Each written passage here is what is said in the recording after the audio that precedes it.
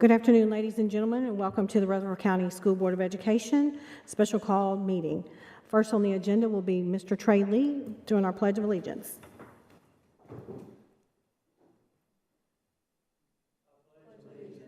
the flag of the United States of America and to the republic for which it stands, one nation, under God, indivisible, with liberty and justice for all.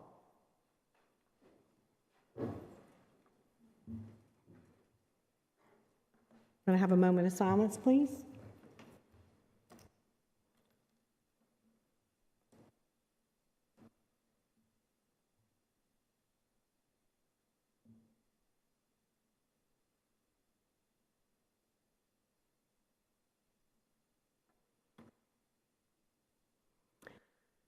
Okay, Dr. Sullivan, you want to start us off? Yeah.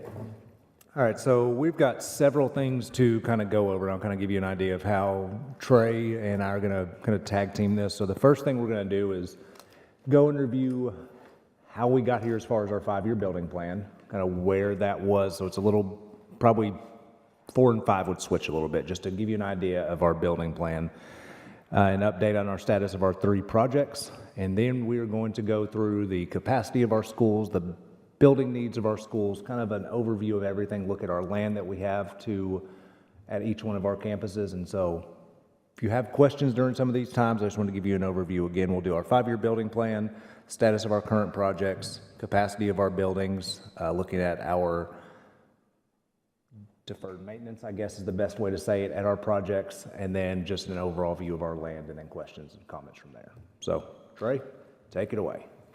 Okay. In front of you tonight is exactly what you're going to see on the screens. I know some of you like to have things in front of you where you can look at them. You can take this home to have as a reference.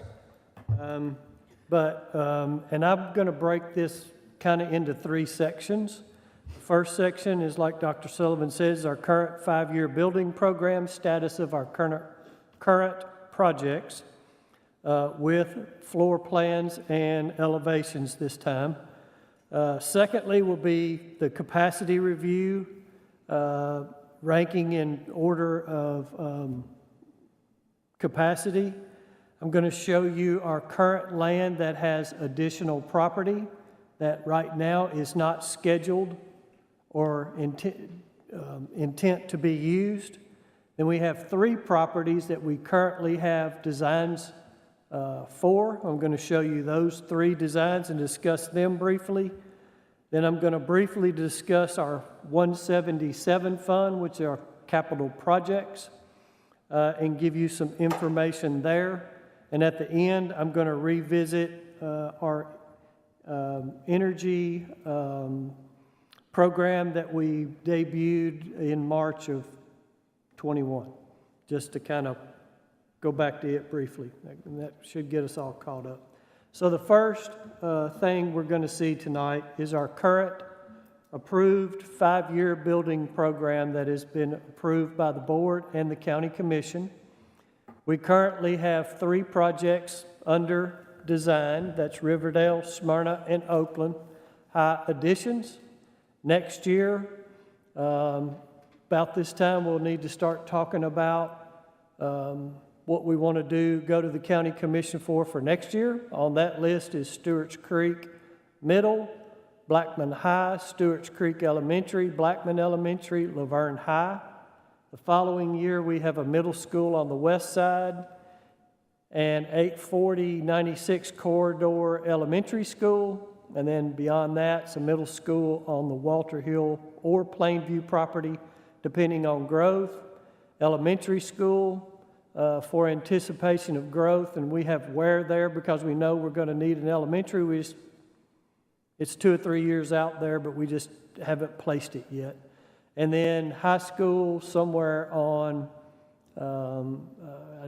either Buchanan or out at Walter Hill. That's the 2 locations we have. Now, as we look at growth, this 5-year building program is a living organism.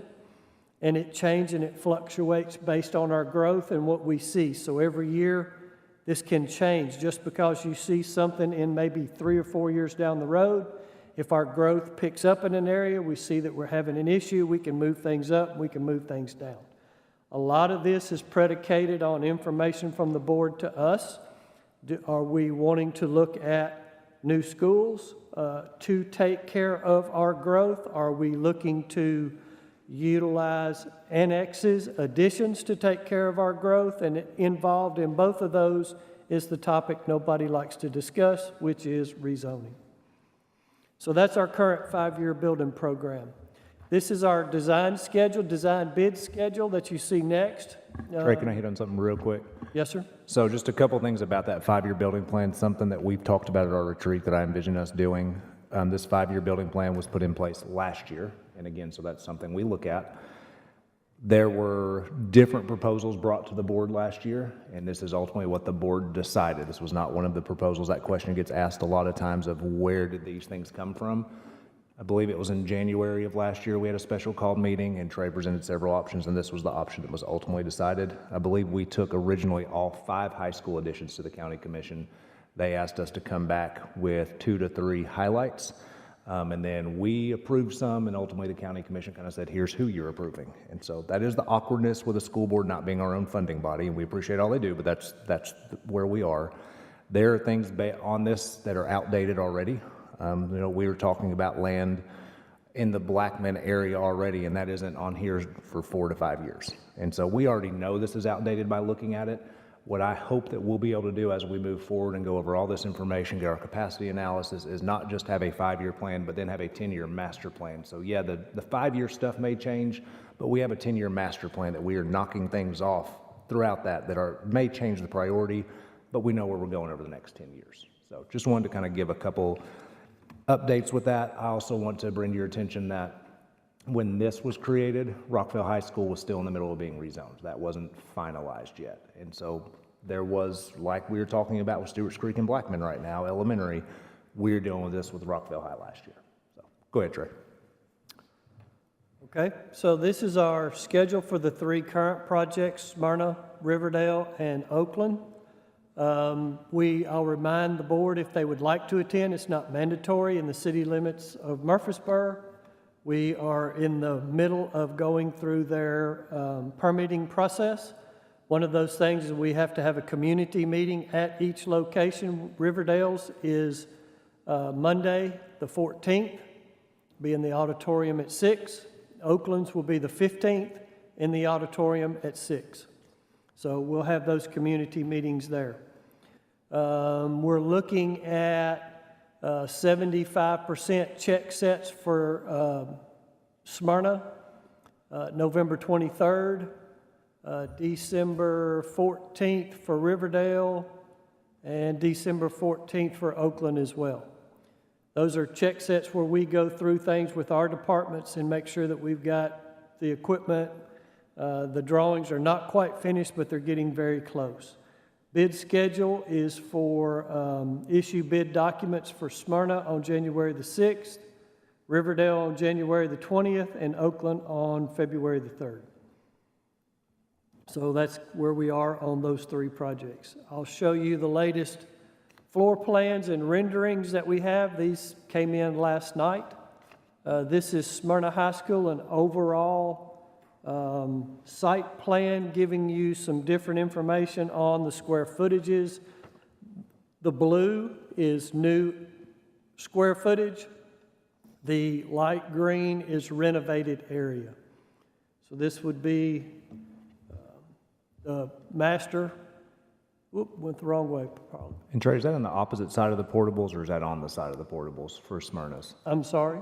Is that opposite the addition? Is it opposite the portables? We have portables on 3 sides, 3 sides of Smyrna. There are portables on this side of the building.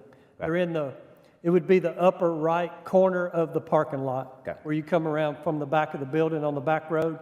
There are a number of portables there, and we're fixing to take 1 or 2 more there.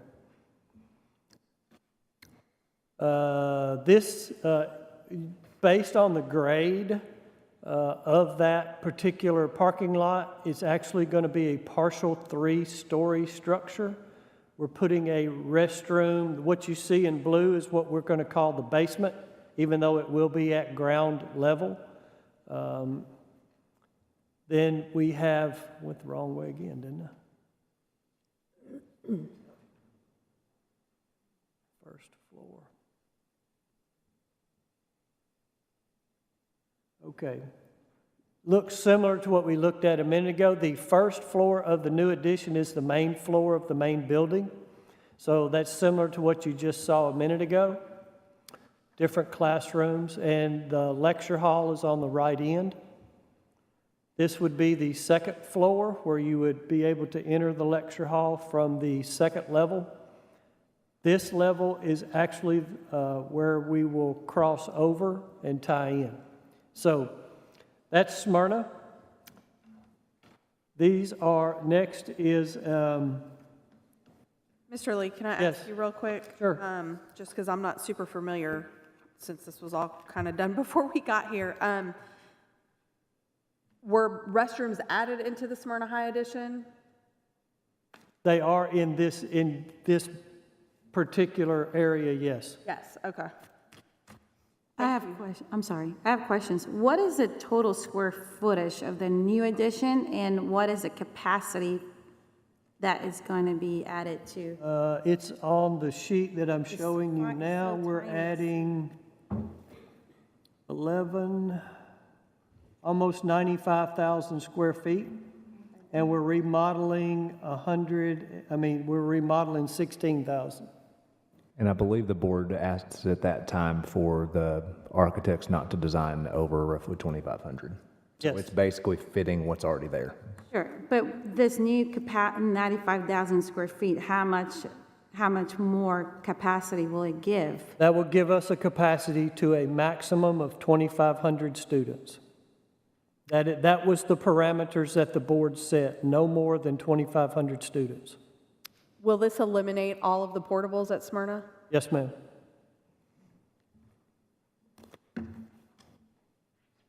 And that too, some of the, if I may, and some of the discussion that we've had recently is not to build so big anymore because of certain reasons like staffing, behavior, and things like that, so. And this will put it in line with what Stewart's Creek, Rockvale. Rockville, yeah. This relieves Stewart's Creek and Rockville? No. He puts it in line with the same number Capacity. Oh, okay. because these schools were built. Oh, okay, It'll be pretty close to full when this is done. okay. Next, we have a rendering of what it would look like from the soccer field. This would be the lower left level. The canopy on the end is where the lecture hall will be.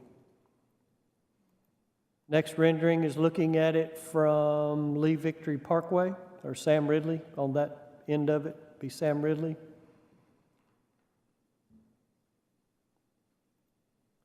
Next, we have Riverdale. What is in blue is the new addition. What is in the light green, again, is renovated area. We worked with principals at all three schools in these renovated areas to help alleviate and add things that they need to be able to staff and better take care of 2,500 students. Mr. Lee, Yes. one thing I want to make sure we did cover, did we add for additional parking for the additional students and staff? Yes, sir. That's required by code. Okay. But yes, sir, we are addressing that. If you look at the first floor plan, which is the site plan, you see there's double row of parking in the front shown at Riverdale. And then they've lost some parking where the auditorium is there in front of the annex, and we're picking that up and reviewing it as well. We've also added a third entrance to get to that, to help with getting people off the street. We're still working through, the city is requesting an additional access to the back of the building at both campuses. So we're still working through those items. Be tight at Riverdale, isn't it? It'll be very tight. Yeah, we'll leave it at that. Well, there's actually on the back side in the subdivision, around where the football practice field is, there's a stub street that the city forgot about that I found. And I think we're proposing to utilize that. A lot better than the soccer field. I'm not Yep. going down that rabbit Great hole. idea. Let's not go there. That's where I was hoping we were not going to go. But we're not going to go there. And the softball field kind of pinches us on the property line too, so that stub street may be our answer. Yes, sir? I got a question about, are the hallways in this proposed addition, are they fairly large? I mean, because when the bell rings out there, there's such, I can't imagine them being squeezed through. They will be the same width as our new high schools, which is they are designed to handle this kind of traffic. We've met with Oakland and Riverdale, and the principals at both schools are looking at putting their more high-demand classes in the new annex, and then they're shifting some of their other classes back into those existing buildings so that the smaller hallways would actually have less students than they have now. Because we originally looked at, and I don't remember, you can correct it, that extra little courtyard in the middle. We had to move that for some reason. I don't remember why we had to move that, because we looked at having a bigger hallway We had a there. really nice, We had a great plan. Yeah. and the state fire marshal's office shot it down and moved it, so. The annex now, there's a space between the main building and the annex. It's actually 60 feet. In our original design, we had been given blessing from the state that we could build it right up next to the existing building and utilize a 4-hour wall. When we submitted our drawings for our second go-around, they changed their mind and they moved it 60 feet. So it kind of changed a few things, but that hallway still is adequate to handle this number of students, especially now that they will have covered access all the way to the annex, which they don't have now. Just not the best from traffic flow as we would like. Right. What we got? Yes. Yes, ma'am. May I ask about a couple of the high schools are saying they're not really using their lockers anymore. I don't have lockers in these additions. Okay, thank you. Do you know specifically, I was at Riverdale, if the sped bathroom is part of the renovation? on It that is, one? you're talking about in the back bit? It is not. It's not. Not at this time. I have met with them to look at that, and that's something that we'll be looking to put in on our capital projects for next year. We'll address it through capital projects. That's great. Because if I address it through capital projects, we can get it taken care of next year. Otherwise, it's going to be 2.5 years.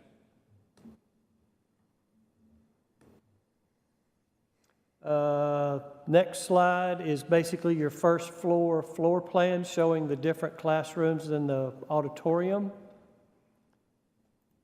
Next slide is the second floor. We've met with both schools on how they wanted to see those. What is the, just so that I can have the numbers, what is the square footage of the new addition? And how many will it reach the capacity? All three of these are capped at 2,500 Okay. students. That's good to know. Sorry. You said that earlier, and The new addition is 101,000 square feet. 35,000 square feet of renovation. That information is on most of the slides. I think In the bottom right 39,000. it's so tiny, the print. Yeah. Sorry, I just need okay. reading glasses. It's just really tiny to read. And something I would add to that, so Riverdale's at 2,040 or 50 roughly right now. I envision, and we've talked about portable some, that's not the time right now, but I envision them gaining about 200 additional students. The board last year was rezoning grandfathered students who could provide their own transportation. We anticipated them being at about 2,200 this year. We had a lot more students stay for grandfathering in Rockvale than we anticipated. And so I would envision their number being much higher. They're coming. Yes, they'll be there. Their freshman class is over 600, and so By the time this addition is built, just their sixth grade class, or their ninth grade classes, their freshman class, should put you well over 2,400 quickly. That's too, Mr. Lee, I'm assuming that all of these will address the need for portables, correct, on all schools? They're all designed for 2,500 students. So we're just, And right now, when they open, They'll be full. they could be full. Because the additions are helping us to some degree, but they're not helping us at the same rate that we're growing.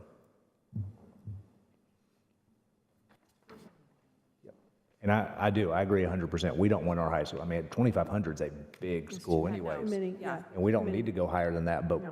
we're going to be right back in the same boat once these are done if we don't also have other schools on the forefront, because there's nowhere else to put the kids. We've got to get a plan. Next slide is looking from the street. That would be the auditorium on the left part of the slide. The right would be the connector going over to the annex. That's beautiful. It really is. Yeah, it's great.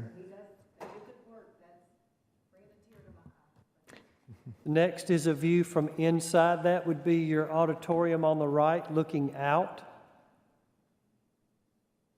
We're trying to get a lot of height and glass economically. And then that would be a slightly closer picture of it at night. Still utilizing a little grass and some trees, but a new plaza outside that area. All that interior area that where the students are looking out, what you don't see, we've planned a lot of high-top tables like we have in Stewart's Creek and Rockville in their cafeteria areas. We're going to create seating spaces for students to be able to gather if it's inclement weather and they're not able to go outside and utilize the picnic tables. We're going to have areas for them to sit with charging stations and things like that so that the students will have a place to gather. We'll also do that on the other end where the courtyard is, because they will lose some of their courtyard, which they do utilize a lot when the weather's nice. Students can go outside and eat lunch out there, where they're going to lose some of that. So we're trying to keep that same feel plus gain some of it in our transition areas so that there's a place for students to gather. Plus it makes it easier for staff to keep an eye on them. Yes, ma'am. Next we have Oakland. They're sort of similar. There's some subtle differences in the floor plan and what the individual principals have asked for. Capacity, square footage, all those kind of things, Oakland and Riverdale right on top of each other. So there again, it's the floor plan, second floor. There again, there's Oakland looking from the street back at the school. That would be the auditorium on the left. Same view from the inside, but from a little bit different angle. That view right there is almost coming out of that current annex door as you're walking across. That gives you more of an angled look versus a straight out, but similar in appearance. So that kind of takes care of the 3 current projects. Any questions on the 3 projects and kind of where we are and where we're going? Okay, I'll jump into the second part. The second part is capacity review. Basically, this is the same capacity chart that I've been showing you all for the last few weeks. Nothing changed here, just we're back there again. So the question became capacity and what are issues looking at the numbers that we currently have. I've listed 15, but I've only got numbers by 6. Once you get to number 6, depending on the direction that we determine to go, you could swap them however you want to swap them, and they're all in that 95 to 100 range. There's 1 or 2 points difference. I think what you will see is the Same things that we've been discussing, Stewart's Creek, Blackman Elementary, Smyrna High. Two things you haven't seen, Siegel Middle and Christiana Middle. And then Riverdale, Blackman Middle, Stewart's Creek High, Rockville High, Blackman High, Laverne High, Oakland High, and Stewart's Creek Middle. They're all right there together. I don't know how you rank one over the other. They're all right there at or right at over 100%. And I'd like to add, this doesn't mean we need additions or any buildings at all of these places. Perfect example is number 4, Siegel Middle.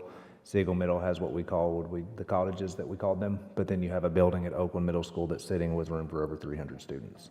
And so we have options to move students. We just haven't gotten that way as a board before. And that's the thing. I don't want you all to think just because they're there, it means every one of these schools has to have something built.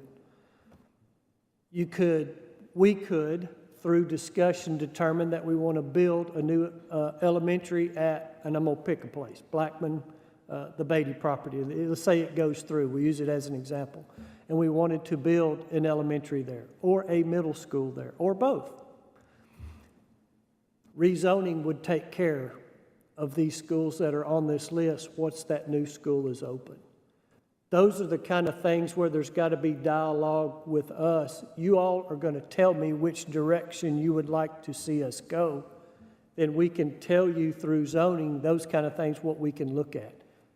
It could be an annex or an addition at one location. It could be rezoning at another. Those are the kind of things we need to look at, but these are the schools that need to be part of the conversation. So, Dr. Solo, if I may, like Siegel, it was my understanding they have a teacher capacity. It's not a student capacity issue. Siegel High School, for example? In the Siegel area, I'm just going off memory. Yeah. So there's two different ways that we're looking at capacities with our teachers, capacity with their students. Yes, these on here would be strictly capacity of the buildings.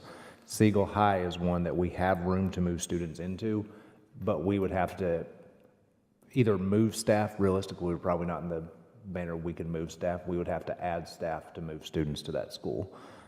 All of these on here, you wouldn't be able to just, their capacity because of their building, not necessarily their staffing. Thank you. Yep, great question. And that factors in a lot when we launch our school choice portion. As you may see, let's take, for example, we just talked about Oakland Middle, and I don't remember the exact number, but Oakland Middle has a capacity of, is it 1,300, is that right? Yes, sir. So 1,300, and we're only advertising about 100 seats, because if we do more than 100 seats, we will have to add quite a few more staff members than that. So there is room there, we just got to add staff. Great point, Ms. Sharp. I know on some of this, we're obviously in the middle of that big study that we are paying for. I just kind of want to ask you, Mr. Lee, since this is your area of expertise, from what I'm seeing on here, I'm a little concerned that we're adding the addition onto Smyrna High, which is going to just accommodate pretty much what's there. Blackman High is on here, Laverne High is on here, Stewart's Creek High is on here. They're all kind of in vicinities of each other. So my concern would be that, is that something we need to be looking at, that in essence, rezoning is not really going to necessarily affect those very much because they're all kind of moved from one to the next, to the next, to the next. Meaning, should we be looking at a high school sometime soon, somewhere over in that general vicinity? That's exactly what this is telling us, that we need to build schools because 78% of our schools are already at capacity. And we don't, and exactly No, and what he that's my just point, spoke though. is that This was the whole, like, discussions about this stuff now, before we end up in a situation like we are currently at with our elementary schools, because we know it takes us at least 2 years to get anything completed and up and running and available. But I was just noticing those high schools in particular, because they do all kind of, you go from one to the next. So if they're all in our top list of being at capacity, we're looking at another big issue because the growth is still happening. And the big Rezoning issue is going to be difficult to alleviate those 4 high schools, being that their zones are all kind of butt up to one another. Our big issue is that we are running into with our county commission, we're at our limit to borrow, and so we've met our capacity, and so they don't have the ability to go and borrow extra funds. And so that is where we truly get to, we are going to have to, their option is going to be to rezone kids, and we may have to drive past other campuses to rezone kids, and that's not going to be popular, but if there's not that extra capacity, I don't know what other option we have. Can I also ask, I think it was said at our last board meeting that if we rezone right now, that the company that is doing our study would have to start all over again? Was that correct? Yeah, because, yeah, they'd have to. And that study is supposed to be done Not In till April. April. April of next year. But that would not keep us from looking at some potential rezoning. And we could put some stipulations in there. If we do rezone, only the kids that we have to rezone, that they will not be rezoned again. There's things that we can do with rezoning to make sure the kids are not getting zoned one year and turn around and rezone again next year. No, I don't have an issue with the rezoning thing as much as the company has said, if we do any rezoning, it's going to start them all over again. Not to mention, I would assume it's going to add money at that point as well. Probably, yeah. Rezone for 23. So that is my concern, is that we've hired them to do this study and we're paying them this money, and they've told us if we rezone in the middle of it, they're going to have to start it all over. We're just going to keep on chasing our tail. That's what we've been doing for the last 10 years since I've been on this board. I would recommend that our company we've hired start looking at elementary schools first. That's, to me, is the more priority as far as looking at this list, is our elementary schools. There's another thing we have to take into consideration is our Murfreesboro City schools are looking at building an elementary school. And it's looking pretty favorable. So, Ms. Maxwell, you need to get to work on that. Can I ask the previous board members, since we were not here, and so I don't know, I know that I was told the original 5-year plan that came to y'all had Stewart's Creek Elementary and Blackman Elementary on the original plan, and the previous board removed them from being in that first year spot, and I'm just curious as to why, looking at the schools and the capacity issues, why those were taken off there, because I wasn't here and I don't know. What part of it came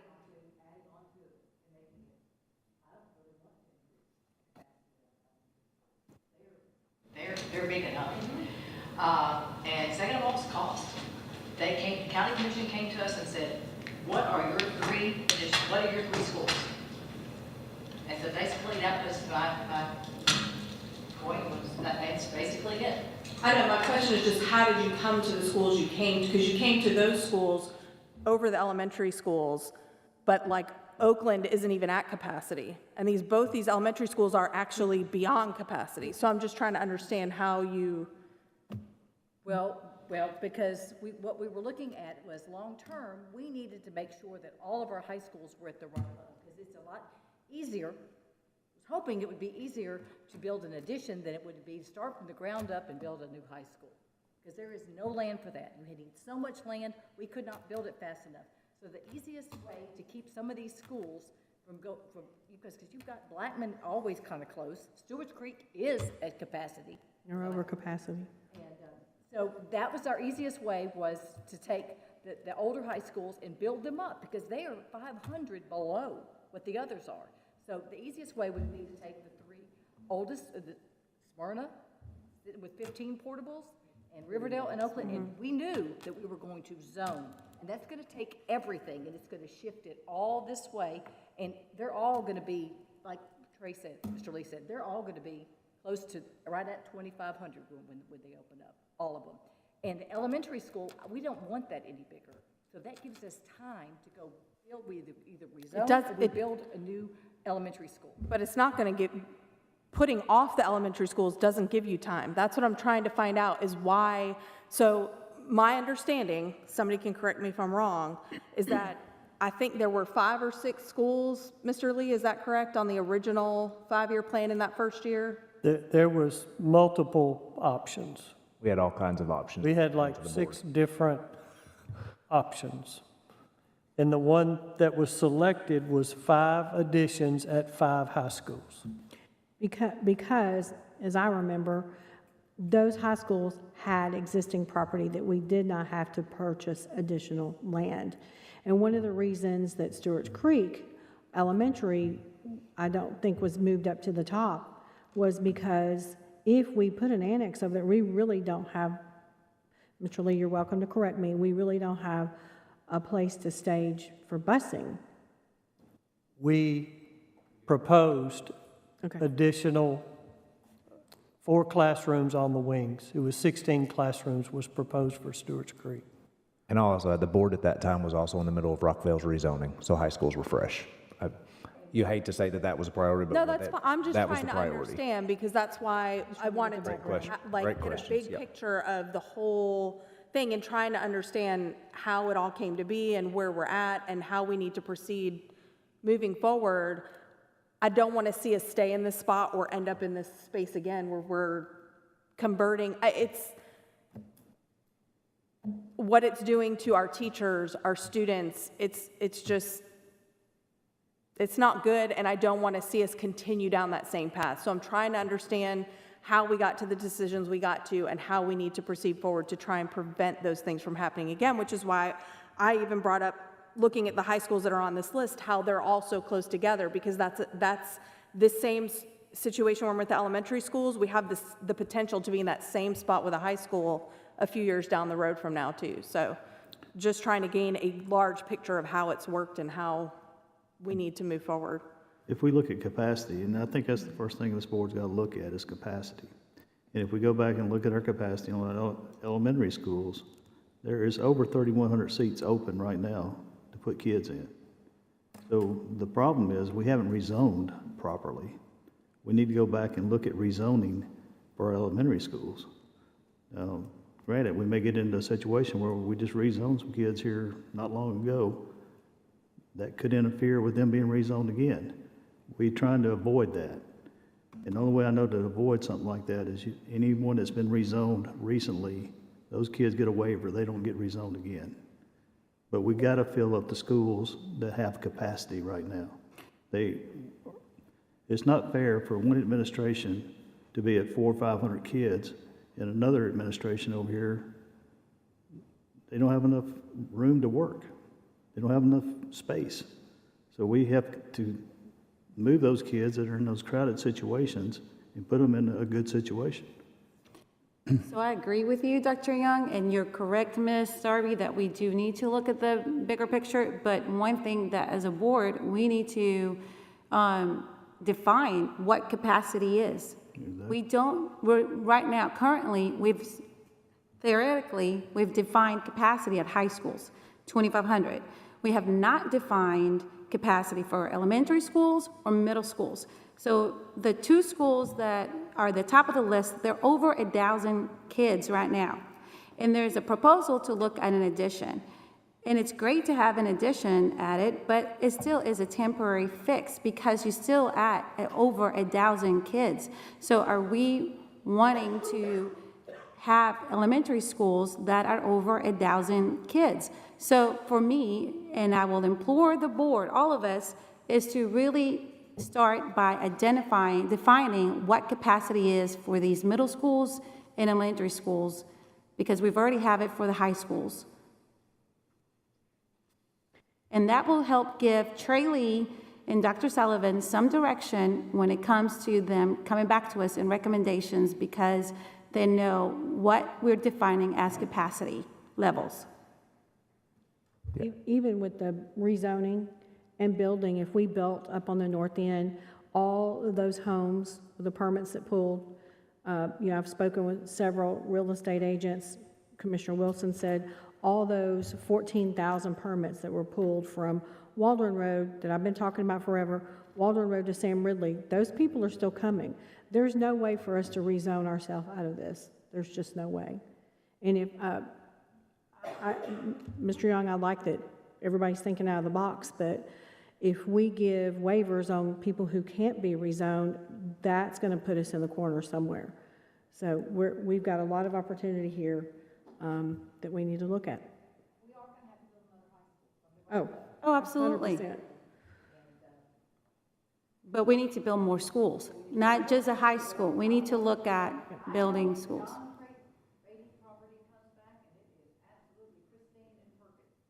We can put a middle school and an elementary school, I'm probably gonna go for it. Because we, So- we're high school, we got to do something. Let me ask this question so we can clarify. The gentleman's, what I call the gentleman's agreement with our county commissioners, $137 million, was supposed to be for the 3 annexes. So are you saying if we go to the bond market this year to pay for that, we can't go back next year? I don't see them going to the bond market this year for this money because we're not even going to have the bids till January or February. They're looking at it in March. Okay. It's a So March then when bond. so what you're saying is our credit, when we do the 137 million, that's our credit limit. I'm saying that's what they'll go to the bond market for in March. Now, can they go back to the bond market again next year? Yes. The question though is, do they have the capacity to go back to the bond market again? I think they're getting close to their limit. Yeah. That's my question, is that Based on our credit limit? Based on what 137 Lisa Nolan presented back this last summer, that would have been at their limit until we start a couple of years paying things off. Okay. That was, thank you. Without a tax increase, yes. That was my question. Okay, thank you. Hate to mention it, but that's where it is. And we don't have that authority. The other thing that's missing here is the open enrollment. We don't know what that's gonna do for us. When we have a deadline on that? It launches, you got that, James, strictly? Which part launches? Open enrollment, school Start choice. taking applications December 1st.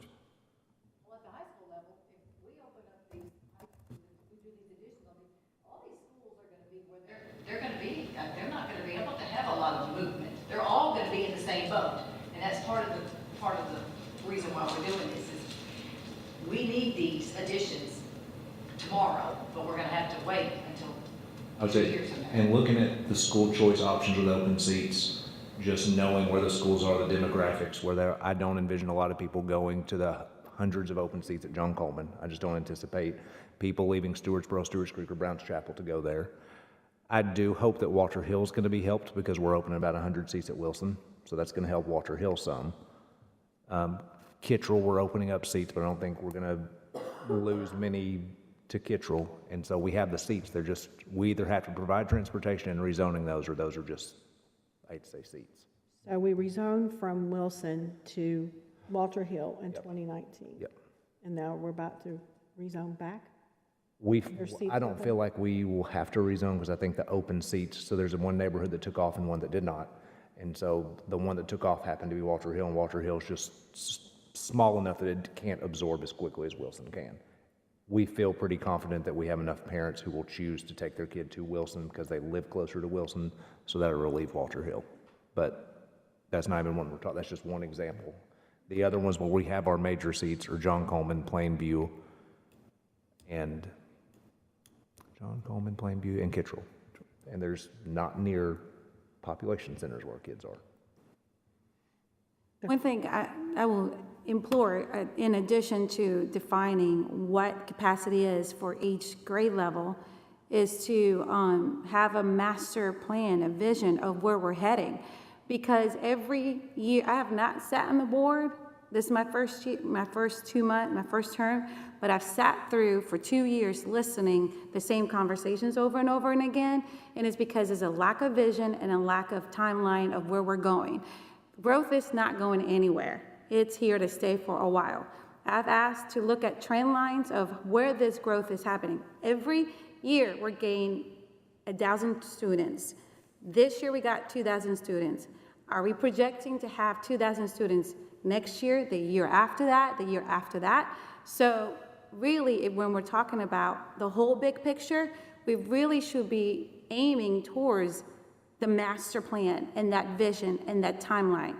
And because then we will know how to really make the decisions and give Dr. Sullivan and Trey Lee some direction of what we need to do. And right now, we're just using the same Band-Aid solutions.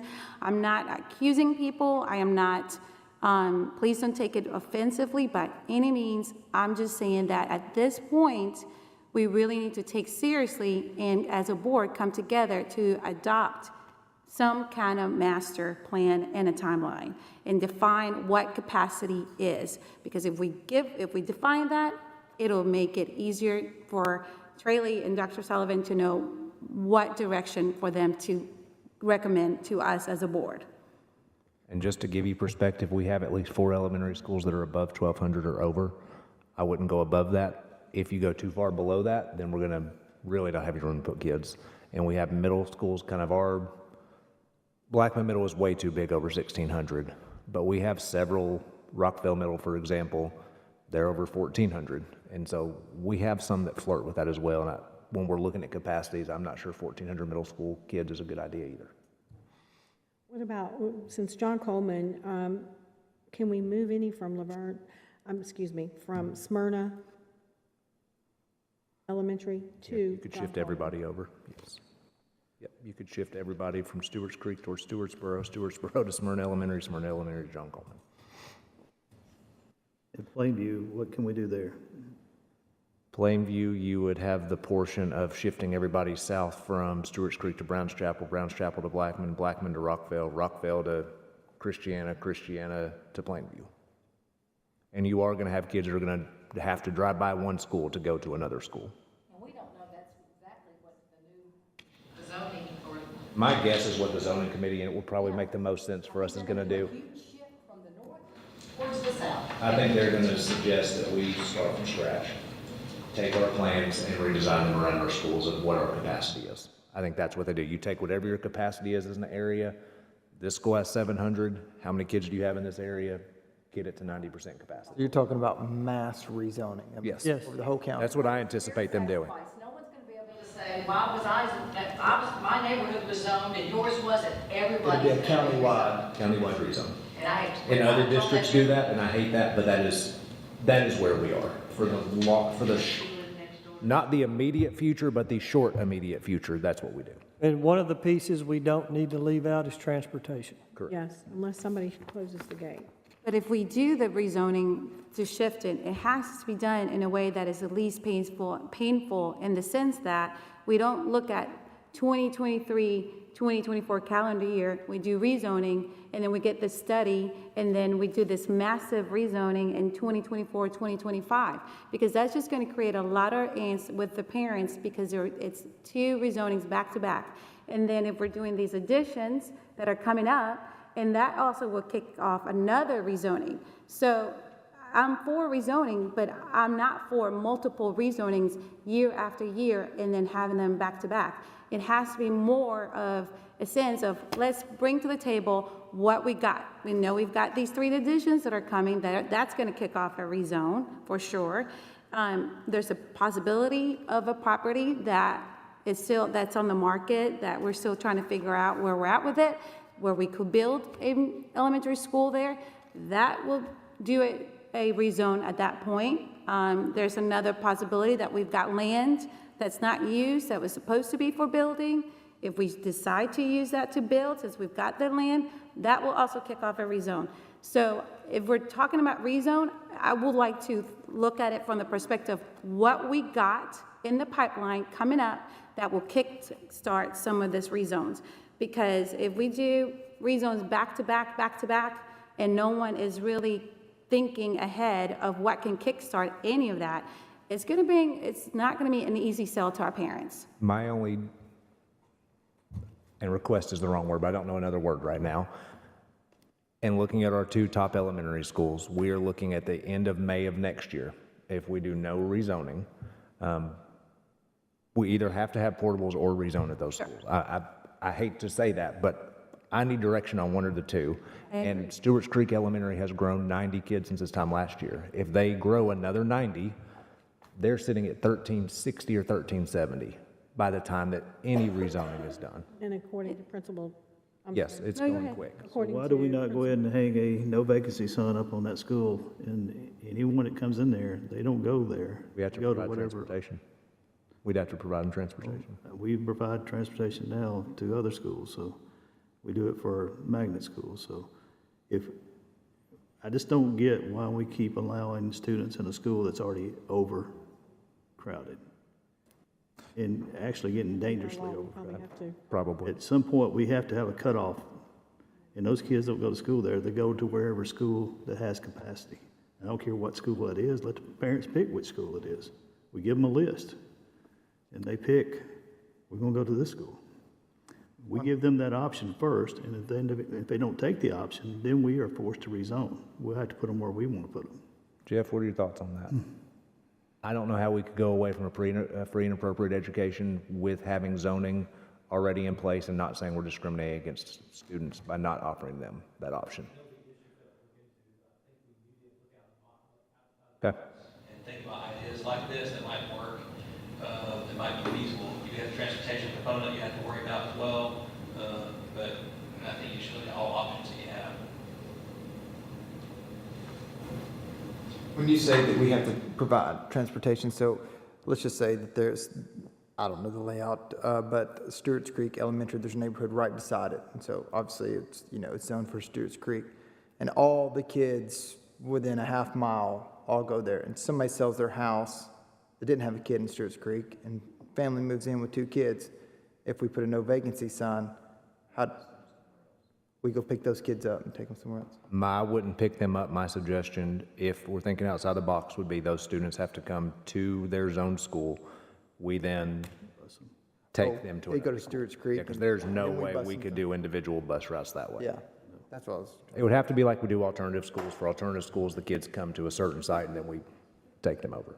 Not saying alternative and rezoning is the same. Is there any way, and I've been talking about this for years, of the strip mall at Stones River, that whole side of the mall there, from Dillard's right by the water fountain all the way down to, I'm not even sure if Victoria's Secrets is still there or not, but that whole side of the mall is open. And use it for what? Classrooms. Elementary, middle, high, which one? There's a drive-through there. I mean, there's already a Paul Mitchell there, so they're meeting the codes. We would have to add some more water fountains and some more bathrooms, but I think that, Well, we could, I guess we could buy lunch. Yeah, and we could, Because you couldn't, it would be very difficult to get a cafeteria kitchen. You could have the cafeteria, but not the kitchen. I'm on for any outside the box ideas. We I still just- need funding. There's so many buildings because of retail that are open. And that, I just came down Medical Center Parkway on Friday night. That whole area across from the restaurants is leveled now. There's That's more where apartments that's a coming new music thing is going. Not on Medical Center Parkway, there's apartments going in there. More apartments. More apartments. That'll be zoned Blackman Elementary too. Even if we wanted to build a new high school or whatnot, am I hearing that we don't have the funding regardless? Correct. There is no funding. Yes. Unless you have a tax increase, which we don't have the authority to do. And I don't know that the appetite's there to do that either when we have that many open seats. That's my concern. We've been saying this for years, guys, that we've been kicking this can down the road. We knew this day was coming. We've been projecting it. And that's what these portables has put us into. When you buy 160 portables and put kids in it and just make a makeshift school out of it, it just allows these things to fester up, and here we are. We got a problem, it's almost unsolvable. If we do the rezoning, I just implore again that we have a vision of master of where we're heading, because we're filling the seats, and that's great, and we should, because that will be the best cost-effective way. We don't have to buy portables. It would save the taxpayer dollars because we don't have to go to the county commission, and so that is the easiest thing to do. Again, what I will say to all of that, is that we've got the additions that are coming whenever we start doing them in next year with the design, if we get it approved. I don't know when we will start building for the additions that are in the pipeline. We still have a property that's not used that we could potentially build something there. There's that property that's been entertained on the table that we're still in negotiation. So those little factors may also contribute to more rezonings. So I'm not saying I'm not in favor of rezoning. I'm just saying if we're going to do a master comprehensive rezoning because we're going to fill the seats, which I agree with you, it is the most cost-effective way. We also need to look into the future of how many more times we'll be requiring to rezone these kids again. Because if we're looking at rezoning 2 years down the road, parents are not going to be happy. That's all I would agree with you, Mr. Zales. I'm not against rezoning. I am hesitant to rezone right now in the middle of the study that we're in because my Correct. thoughts were we would get this report back and we would kind of look like you guys just talked about, almost like a countywide rezoning, something that we would do kind of a one-time and not have to hopefully ever address it again, or at least not have to address it for years. That is the reason I'm hesitant on the rezoning side, because we already stepped into this process with this company. We've already put the money into it, and it's unfortunate that we are where we are, but I'm hesitant to rezone on that for that reason. And please know that I am fiscally conservative, but this is an option that we have if it is out of ESSER funds. I don't want to throw any funds away, but if we are saying that it is such a dire need that we need to rezone for the 23-24 school year, we can put our team to start rezoning kids. I don't want to do that, but that is an option that is available to us if we don't want to wait till April.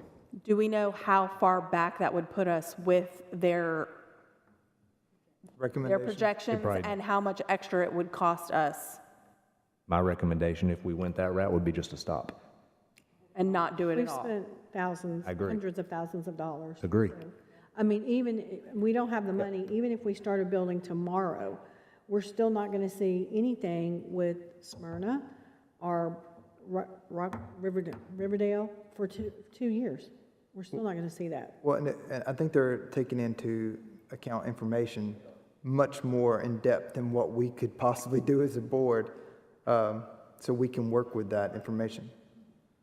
Again, it's just, I hate to be the person talking like a broken record right now, but it just goes back to us as a board helping Trey Lee and Sullivan have this master plan, a vision of what we're heading and where we're going. Because we've got things that in the pipeline that could help alleviate and relieve some of these issues, but we're not going to see it right now. We're going to see that in the future, so it's imminent. So I know the study, we're on pins and needles. I know I am as well, waiting for that. But it's just us really coming together as a board and helping provide that timeline and plan.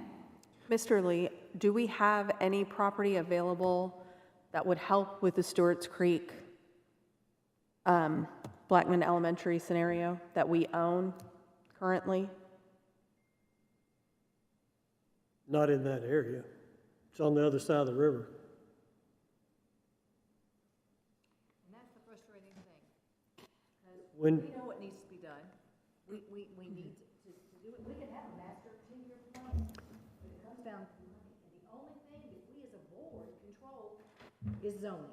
That's the only thing that we can say, hey, if we're going to zone next year, we're going to rezone all of this area, we can make it happen. But we can't.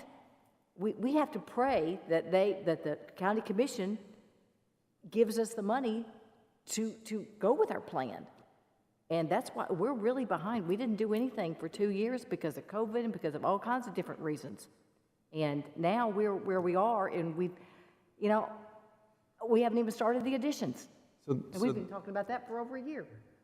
So the options on the table, just to kind of bring it back down to a close, is if we stuck with the study that we're in, we're going to get that back in April. Because of the meetings, I think as I understood it last time, because of the meetings we have to have with the community, we could not implement that until the following year. So there would be next year's lost for a rezone. Correct. Right? And with enrollment and transfer of data, all that's, yes, April's too late to rezone. Okay, so we couldn't, there's no way, if we went forward with the rezone for the upcoming school year, then there's no way we could give them the data of our current rezone and they could infuse that into what they have to possibly allow us to do both rezones. Is that even, because if that's not on the table, then we're only looking at possible open enrollment and trying to allow people to choose which schools they go without exemptions, as long as they provide their own transportation or whatnot. And whether or not that would even I'm sure result. anything's on the table with extra costs and a delayed delivery of their deliverables, because they would wait till we were done with all our rezoning decisions for them to even start back. I guess I'm a little confused about the timetable on rezoning. I've been on this board a long time. We've rezoned a lot of schools, some of them 2 or 3 times. Walter Hill, we rezoned Walter Hill and Wilson in just a matter of a couple of months. So I don't understand how we can't rezone Stewart's Creek. We did that in November, we didn't do it in April. Well, I'm talking about go ahead and moving the kids that we need to move right now, go ahead and get started on moving those. You know they're going to get moved anyway. Next school year, Yes. yeah, that's an option. But we're not just looking at Stewart's Creek. And it's We're only about looking at 200 Black, we students. gotta look at Blackman too, so. Plus the new stuff that will be written about. Right. I've spent many nights walking the floor and writing things down. We are between a rock and a hard place. We all know that. I'm very reluctant to rezone at this point, since we have sunk so much money into hiring these consultants that I believe will come back with a plan that we can use. It's just not immediately. If you don't rezone, then you only have one choice, and that is to do something to fix this for at least the next school year. So I also agree with Ms. Rosales, we need to build schools. We need to find the property, get it bought, get those schools designed, and get them built, especially elementary and possibly a middle. You ask a good question about how did we end up here? Through no one's fault here, we thought these were going to be done sooner. When we first started talking about this, we envisioned this happening at a more rapid pace, thus getting this done and then just keep moving. But it didn't happen that way. We have learned nothing happens rapidly. So I still don't know what to do. And if any of you have a solution, please tell us now. Well, I'd like to say just what Coy just mentioned. I'm just wondering if we get an idea of some of the things that they're considering, that wouldn't really I wonder how far it throw them off course. Are we talking about it delay them another month or delay them another 2 months? You know? So part of my job is to provide recommendations to the board. My recommendation was to look at rezoning some of Stewart's Creek and Blackman and then buy 10 portables. I know that's not popular, but if we want an immediate solution for next year, that's my recommendation.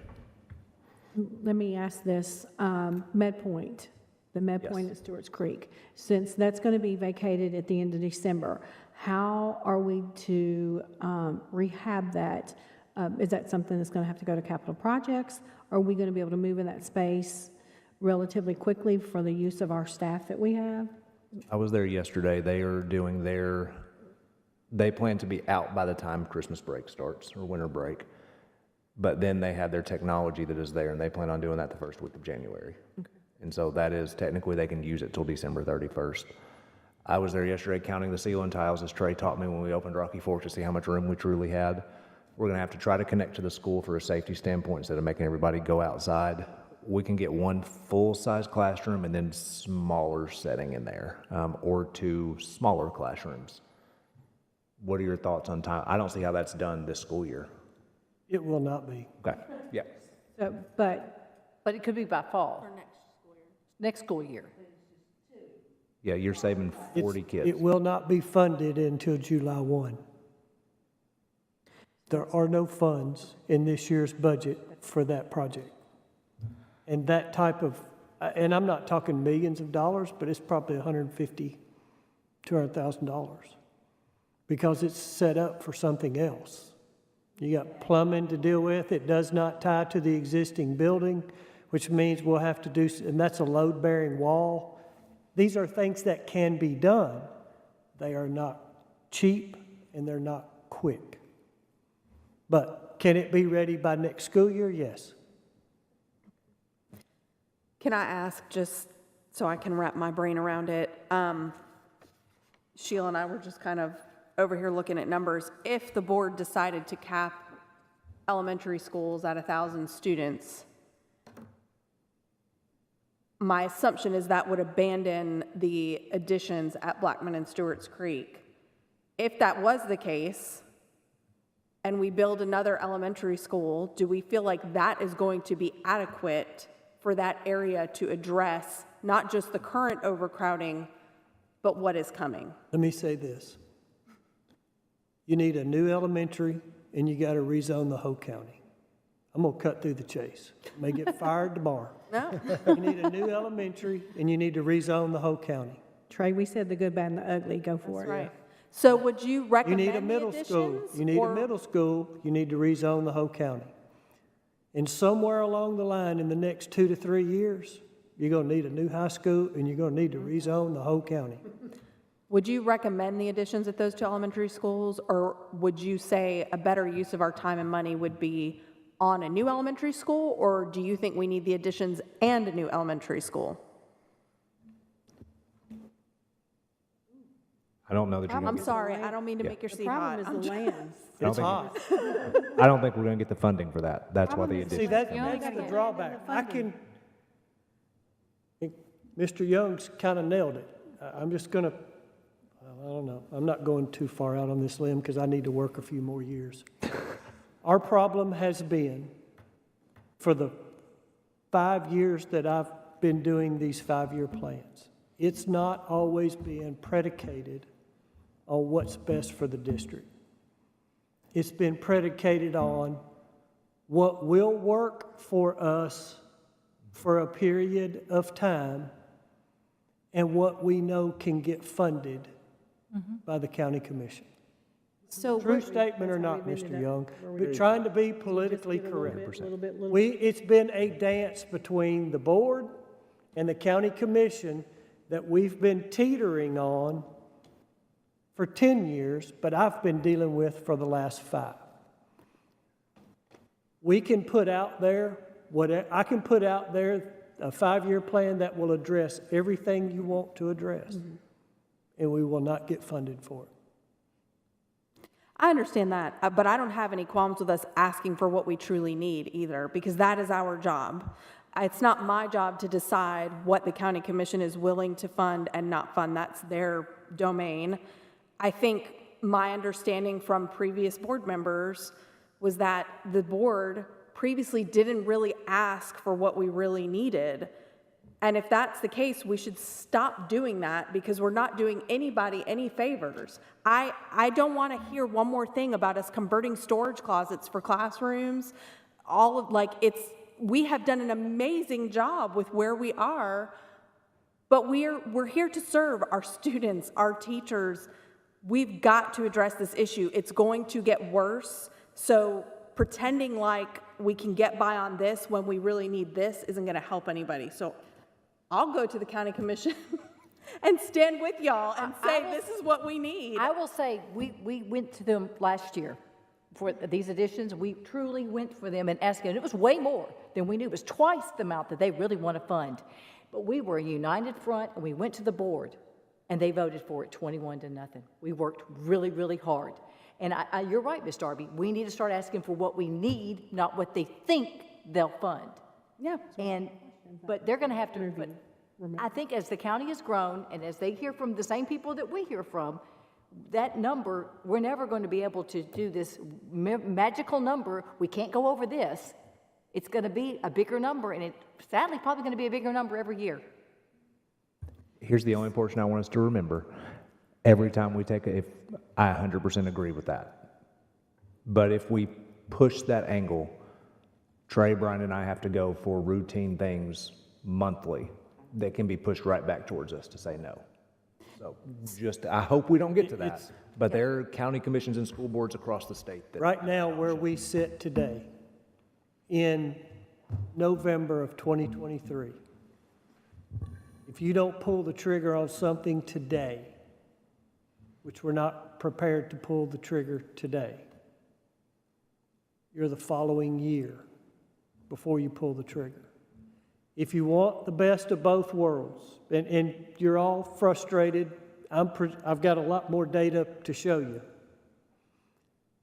so that it will help you to ask me future questions over the coming weeks, so that you don't make a hasty decision. We need to buy a few portables to get us through next year. I don't like 1,300 kids at Stewart's Creek. I never have. You know I haven't. I never have. But you're all correct. You're all frustrated. You're all correct.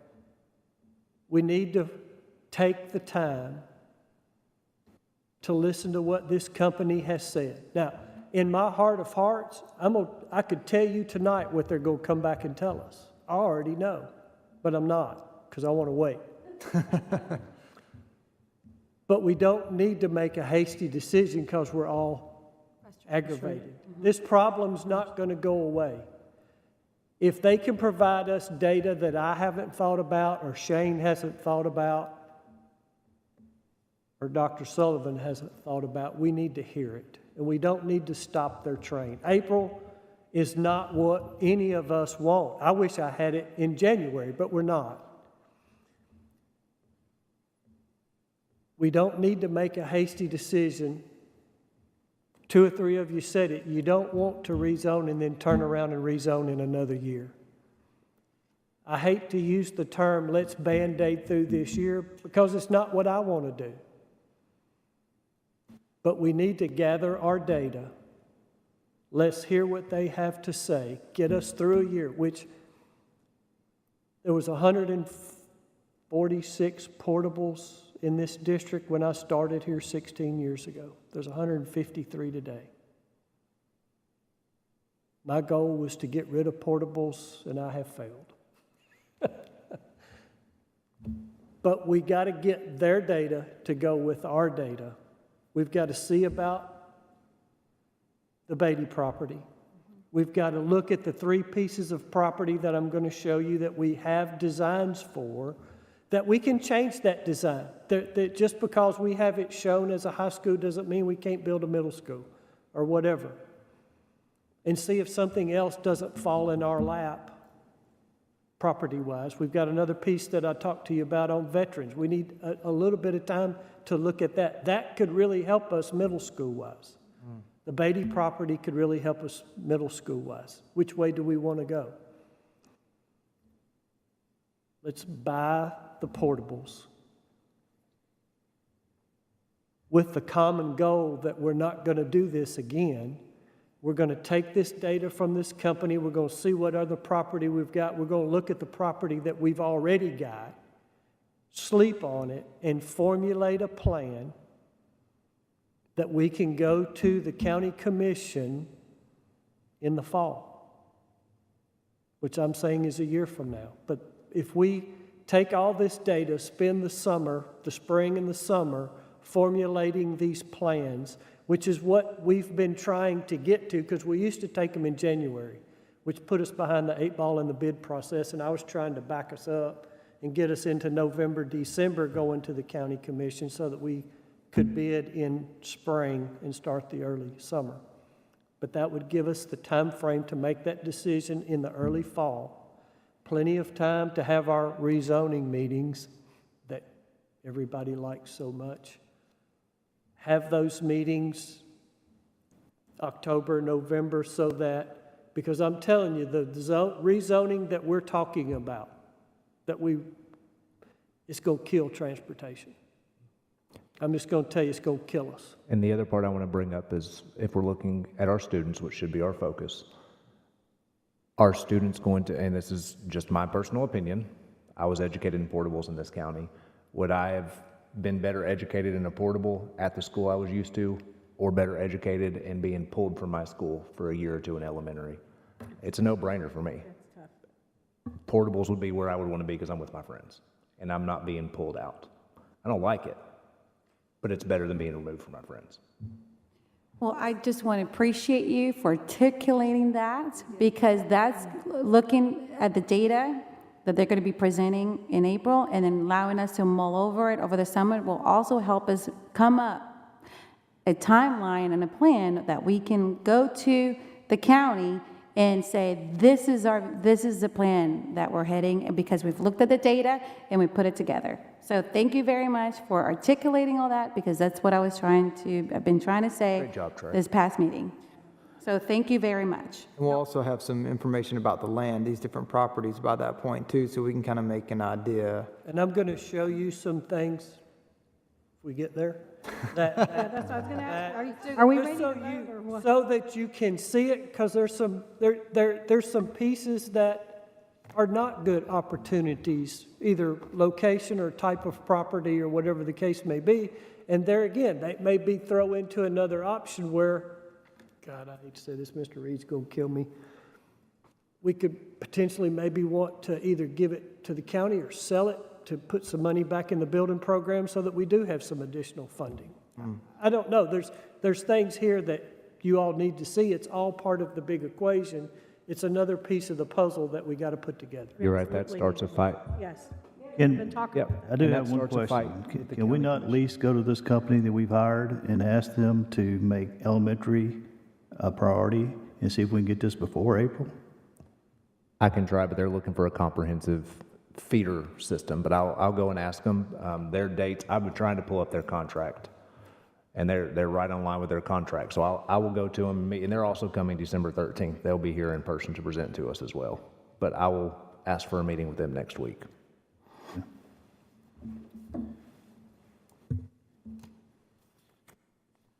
The selling the property portion, he mentioned that. We will get into arguments with the county commission of where's the land, who owns the land, and where's the money go. So just keep that And where's in it mind as go? well. That's another fight for another day. Yep, so I'm just- showing you property today. Yes. That's all I'm doing. Great idea, Trey. Okay, the first piece is Barfield, and I'm not all of these I'm recommending. I'm just showing you what we have with no recommendation at the moment. Barfield, there's a potential for an acre and a half up there in the corner. It's right, thus far, in the entire time that we've been here, we have not utilized it. This is Buchanan Elementary, 6.5 acres. I do not recommend parting ways with this piece of property because the County Rec League uses all of this for 2 ball fields. They've got serious investment there. We have this same situation at Christiana, Kittrell, Las Casas, and Walter Hill, where we have property that is school board property that the rec leagues have built ball fields and have significant investments. And And that's Rutherford County Recreation, not Yes. just those Yes. counties' recreation program. yes, and there's utilities there. And I'll go on. This is Blackman Elementary. When we put this together a few years back, we looked at the 4 acres in the front. I don't know that I would necessarily recommend that yet, because if we go with an addition to Blackman Elementary, it would look like this, and we could utilize that for roadway and parking. So that's something that we could look at after we formulated this plan of where we want to go and what we want to do before we decide what we want to do with this piece of property. Blackman High School, there's a 3-acre piece in the front, there's a 6.5-acre piece, and then if you look across the street, that's the middle school. There's 4.5 acres there, showing you the same 4.5 acres. This is Cedar Grove. There's 23 acres behind us. It's fairly steep. It's fairly rocky. It would be very difficult to build another school in behind it because you would have one way in and one way out based on the current orientation of that school.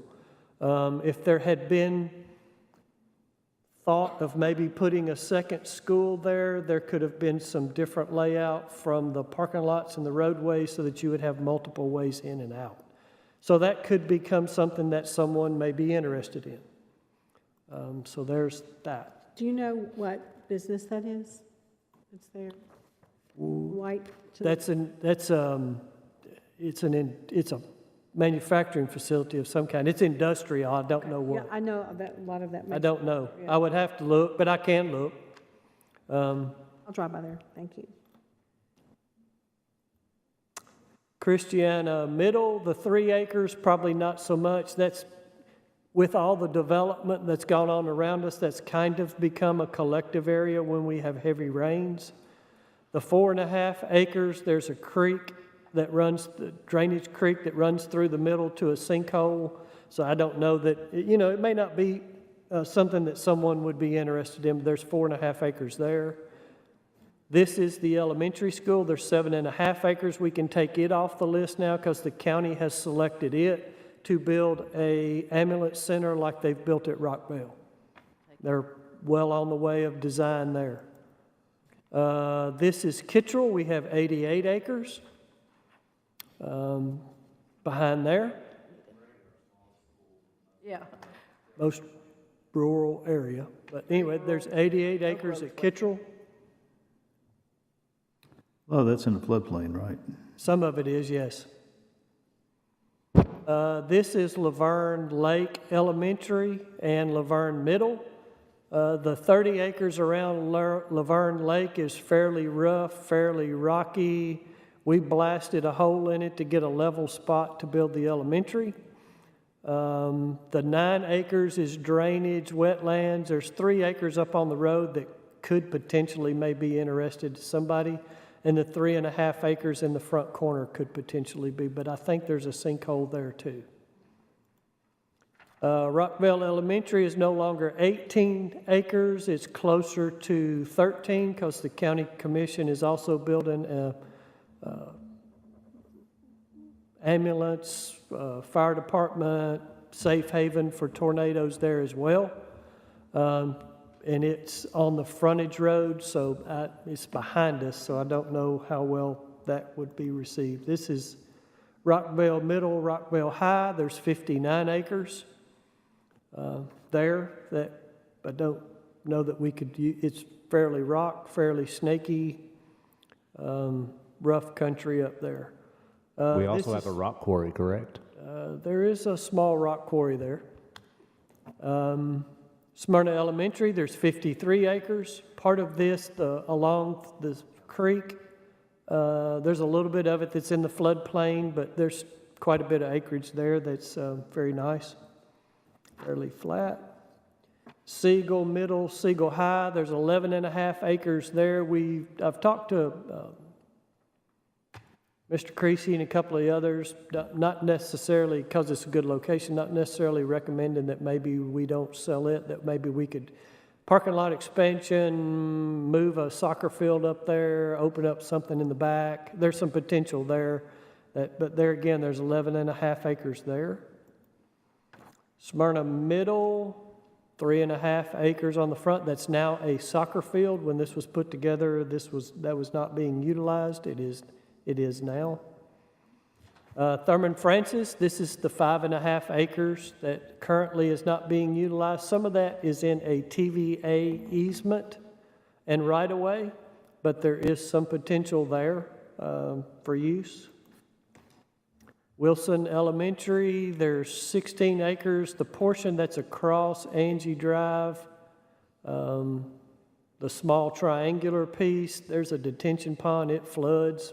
So I don't know that that's probably something from community standpoint we would have to keep. But there again, there's 10 or 12 acres there that we on the front that we've been approached before about purchase. Walter Hill shows 6 acres there. The front half of that's on 231's now been taken over by the county, and the back half is the ball field. Now we go, yes, ma'am. Do you have Laverne in here somewhere else in Laverne, what? high school? No, I don't. Most all that property, other than the hill where the LHS is utilized. Dr. Hatchett seems to think all that where the portables is and all that in the back, all the way over to the soccer field is usable space. And they also don't have car drivers. You're talking about in the parking lot? Parking lot beside, if you're looking at it from the football field, from the left where the portables are, all the way to the back, over to the soccer field that's closest to the storage. I don't have, most of that's paved area, so I would not have it included because it's being utilized at this time. I think she This is was- property weren't utilized. She was saying, and I think Dr. Sutherland's the same thing, that as their demographic has changed, they no longer need the parking space they used to, but I don't know if that's a codes issue or not. It's a codes issue because it's based on square footage, not based on not based on demographic or what's coming in or coming out. That's why we're adding so much more parking at Oakland or Riverdale. Oakland needs it, additional parking. Riverdale right now has vacant spaces, but we're going to have to add to meet the city code. But I can look at what the code is to see how much we can get by without. Thank you. But I can look into that. So next is our 3 pieces of property that we currently have that have future designs for building. This is Whitworth Buchanan. It was originally designed for a middle school and a high school. It has one issue, well, actually has a couple of issues. Issue number 1, there was not a ball field for softball and baseball for both schools planned for, and both schools have baseball and softball. And where the future high school is, which is to the left, you see the high school kind of ghosted into that site plan. We recently had this property tested because it was not tested for wetlands, and I tested it last spring. The next slide that you see shows that there is almost 16 acres of wetlands that is right dead center of the future high school. Now, we can mitigate that, and you have to do a 2-to-1 buyback, and the foundation and the roadways would be expensive, and there's a potential that I have a paving issue similar to what I have in front of the middle school now. So we're probably looking at utilizing this piece maybe for elementary in the future, or something like that, because it'd be fairly expensive to mitigate 15 acres. Which is right by Buchanan Elementary and Plainview Elementary that has 500 seats. Yes, sir. Wonderful placement. We need And Kittrell. Can't make. Yes, sir. Next, we have Plainview. This was the original concept plan showing elementary, middle, and high. What you see in blue, we found out during construction that is also wetlands. We have looked at 2 alternative layouts. We can get a high school there still, with all the athletic fields, and we can also get a middle school. We cannot get both. It's only one or the other? Yes, ma'am. And that's middle school and high school, correct? Middle or high. Middle or high, sorry. Yes, ma'am. So can I ask you a question? And this is not pointing fingers, but how do we avoid if a land is purchased and there's a design concept drawn, and then there's further testing that's done, and then these issues with the wetlands pop up, how can we find that be an issue during the contract phase? Same way we did on the property at Highway 96, we do the wetland testing prior to purchase. So will that be added, is that going to be part of the Beatty property let's say technically, potentially, hypothetically? It will be part of my department's standard test that we do for every piece of property going forward. Yes. Okay, good. It's going to be included during the geotesting Yes, phase? that is correct. Okay, great. That was one of the reasons that we found the wetlands on the Highway 96 property. It was one of the reasons the board decided not to purchase it. But I thought we also had a test ran on this property. Not for the wetlands, no, sir. We You had- should have, because You had a we did number of that. tests run, but not that one. Well, we purchased this property around the same time we was looking at land out there at 96. I don't understand why we didn't do that, but This land was done and all the testing done prior to me taking over this position, and the property on 96, we looked at after I got in this position.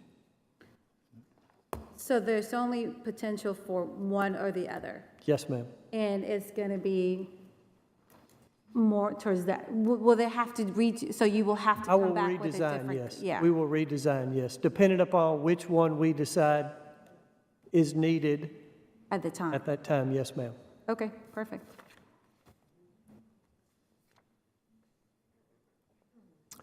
And then the other piece of property we have is the Matthews property, which is out on 231 at Walter Hill. It is set up for a middle school and a high school, and what is not shown, and I couldn't find the other drawing, there was an additional piece of property purchased that goes to the north, which would be from the high school, kind of that L-shaped part, to go over to, and I don't know the name of the road, Mr. Holly Brown. Grove. Holly Grove. Holly Grove. We bought another arm off of it that allows us to take a road out to Holly Grove Road. And it is set up for 2 schools, middle and high. We did do the wetland testing here. I think so, No yes, sir. surprises coming. Oh, we didn't do the wetland test Yes. here? No, we did. Oh, we did? Yes. Oh, okay, good. Okay, great. Yes. So at Walter Hill, we have, and I'm just giving you a geographic area. Walter Hill, we have place for a middle and a high, and that can be changed if you wanted to build a high. Well, there's an elementary right down the street, so it'd be a middle and a high. Plainview, we can build a middle or a high, and at Buchanan, it would probably be just an elementary, but we don't need one right there right now, unless we decided to build a replacement school at some time. Which it really badly needs that. That wouldn't be a bad idea. Buchanan Elementary is The layout is gerrymandered terrible. in there, and it's just all a mess. So, The layout is terrible. yeah. We could build a new elementary school and use Buchanan for an alternative. Absolutely read my mind. Yes, you very well could repurpose it. Repurpose it, Yeah. because where Daniel McKee is, it's not good. When half There your again, school is we're- portables. Down the road, that could be part of a 5 or 10-year plan, yes. But yes, you're correct. All right, that's the property. I'm not going to say rapidly. The next thing we're looking at is Fund 177, and this is more or less for the new board, more so for the new board members to understand where funding comes from and what we're able to do. So this is the 177 fund capital projects, which you will see again with updated numbers, new projects, things move from one year to the next. We do this every year. This is our capital projects. It's 100. This year is right at $200 million. We received funding for right at $18 million. What's in green is the normal tax that we get. What's in a yellow was the one-time additional $10 million. Those are the projects that are currently underway. And let me hit on that $10 million. That $10 million was not additional funding from the county commission. That was us moving 10 cents from our general purpose levy over to cover extra capital base. So it wasn't extra funding from county commission. That was us moving our own money, which is why we have, Levy tax. which is why we're 28 million in the negative this year for our operating budget. Thank you for the clarification.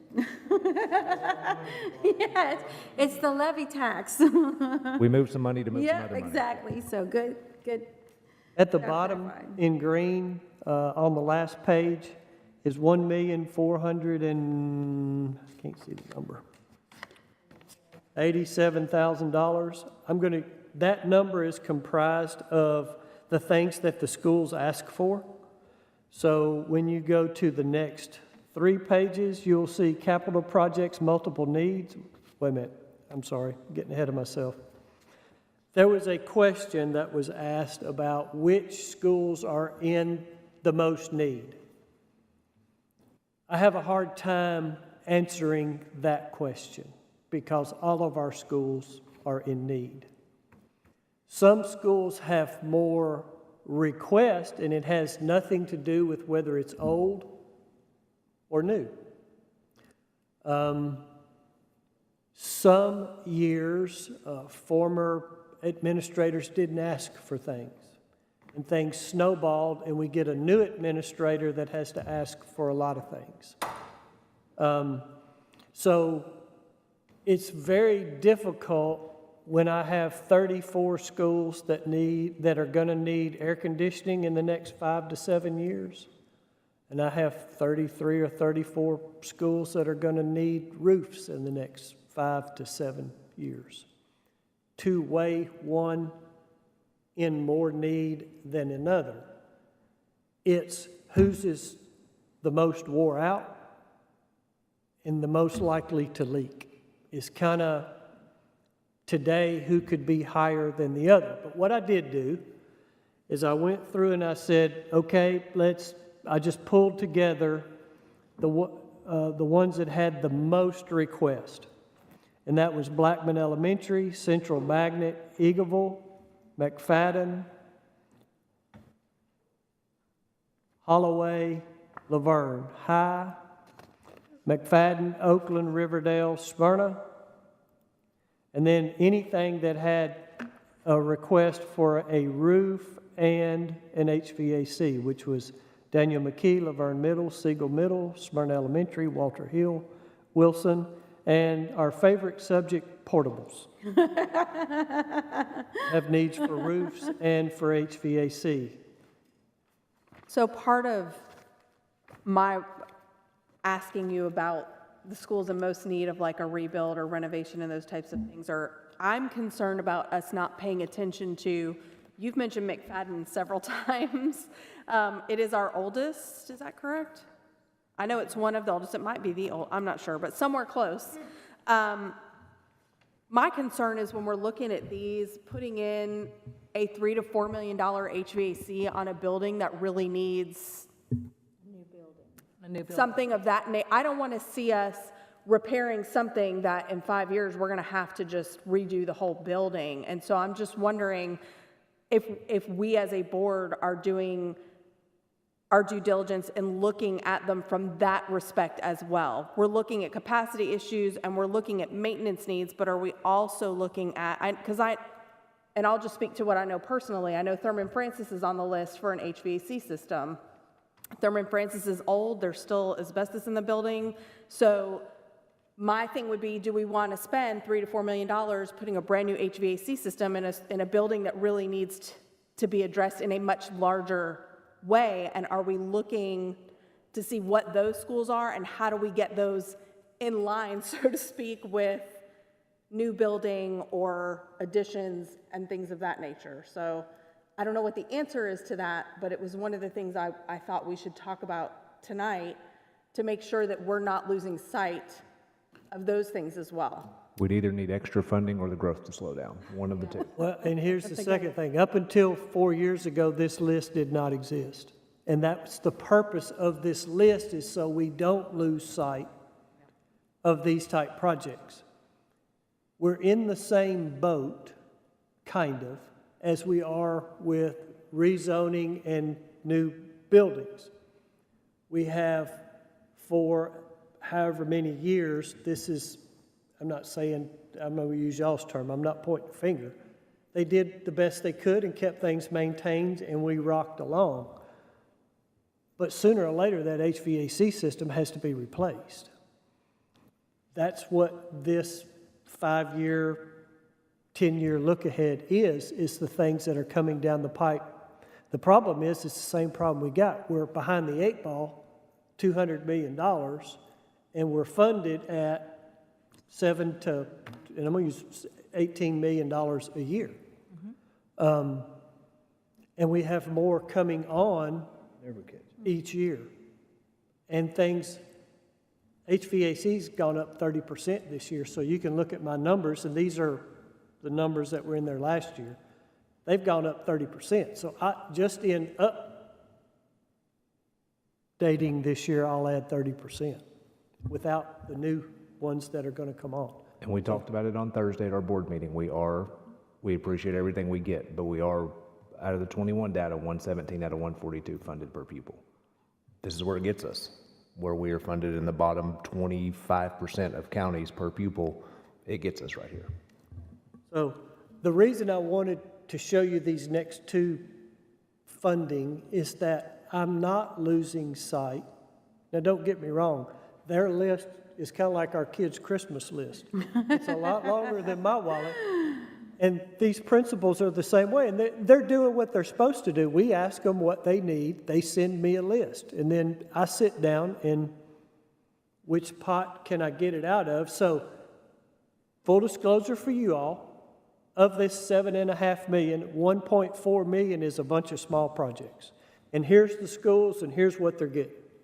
What you're also going to see in the next one that says Fund 17, that's still capacity capital projects.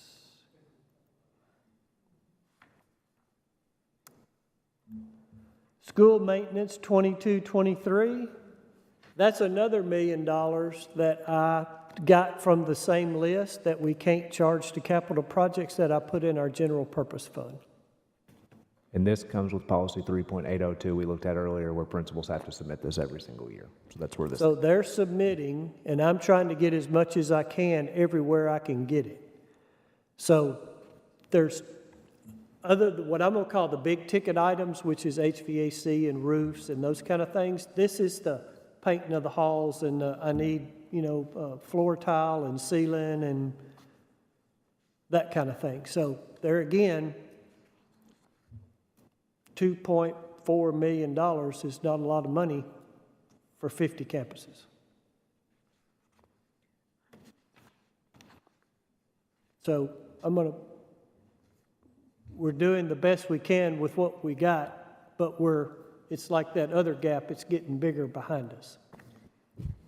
Thank you, Trey, for putting all of this into perspective and giving us all this information about the buildings, because I was also, like you, Ms. Darby, wondering about our older buildings, because 42% of our school buildings were built before 1970. So it's good to know. That's terrifying. It is terrifying, but that's the truth. We had 42% of our schools are built before 1970. And that same percentage is how many schools we're building after 2000. So. And last but not least is an energy management program at ESPC. I always put the S and the P in the wrong spot. In March of last year, we put out a request for an energy management contract. And what this does, it's a funding mechanism to do some of these capital projects funds without going to the county commission. A lot of our surrounding counties have done this to be able to catch up on some of their roofs and HVAC systems and things like that. They did a comprehensive energy audit of all of our schools, which is something that it reiterated what I already knew, and it confirmed some of the things that I knew, that we've got 34 schools in the next 10 years that need major HVAC upgrades. When they did this, it was $125 million over 10 years. Gone up 30%. And we have been able to accomplish, we're in the process of doing 2 of those schools now.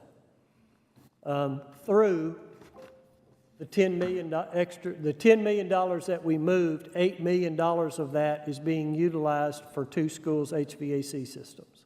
That's Stewartsboro and Rockville Elementary. So I say all that to say this. What this does is they've looked at our benchmarking, they've looked at our utilities, They benchmark us compared to the rest of the state in EUI, which is Energy Use Index Summary. They rated us a 63, average school is 54. They guarantee us they can get us to a 29. That's if we do, over a 20-year period, do all these projects and do all the things they ask. In doing so, the question is, where does the money come from? 16 million a year ago is probably closer to 20 today. Of this would be to do an LED upgrade to all of our schools. LED lighting. Interior, exterior, upgrade all of our lights to LED. That could generate $3.5 to $4 million in energy savings a year. That money would go to pay against the $50 million that this project would fund. And it would take 20 years, and we would pay it off without any funding from the county government. Now, it's not my preferred method. I'd prefer us to do it. The county borrow the money, and we do it like a regular construction project because the interest rate is much less. I'm a realistic man. I know when I'm beat. I'm not going to get the money for the LED lighting to do this energy project. But this energy project could be self-funding to where we can upgrade all of our schools, interior, exterior to LED lighting, save enough money that we pay the money back over 20 years, and I can do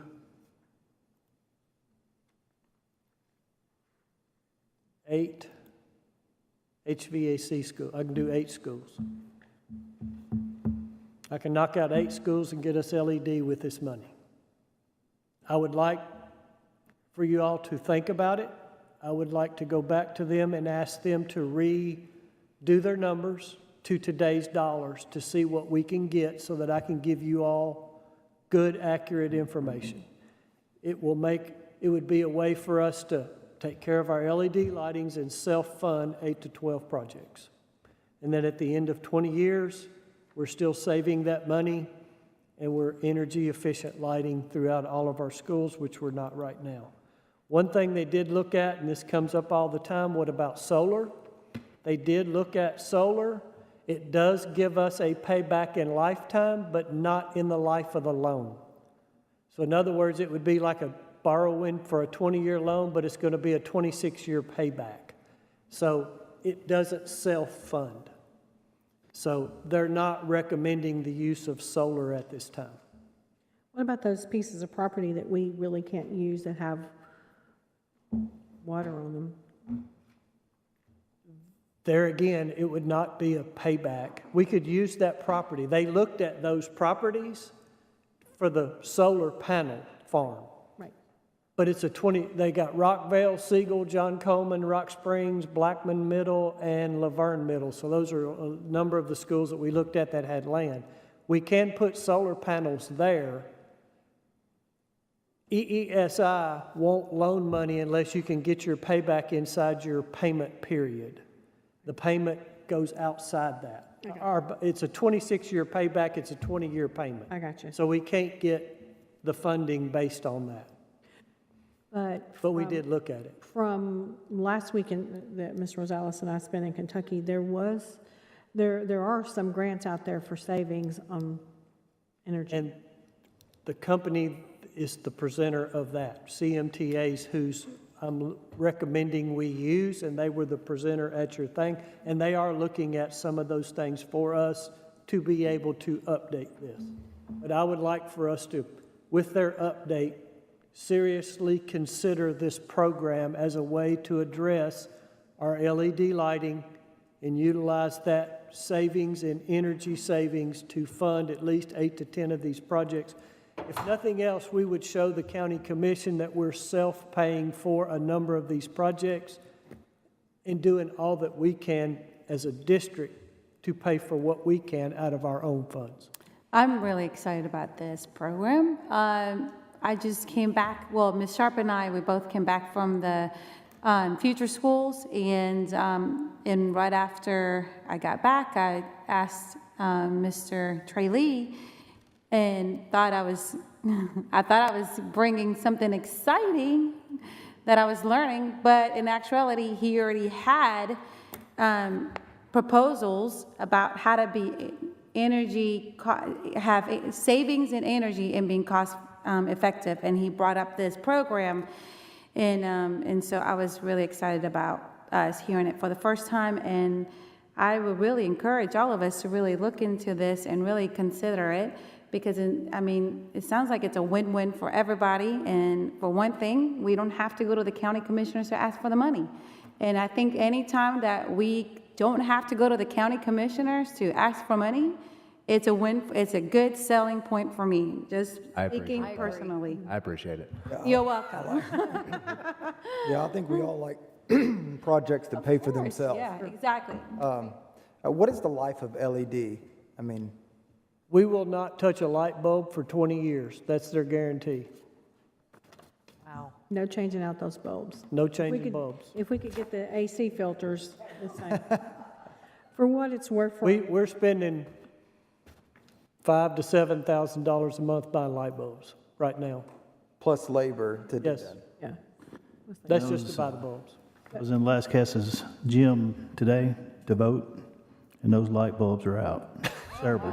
You could barely see in there. It was a little embarrassing, but I'll check to see if there's a work order for those light bulbs.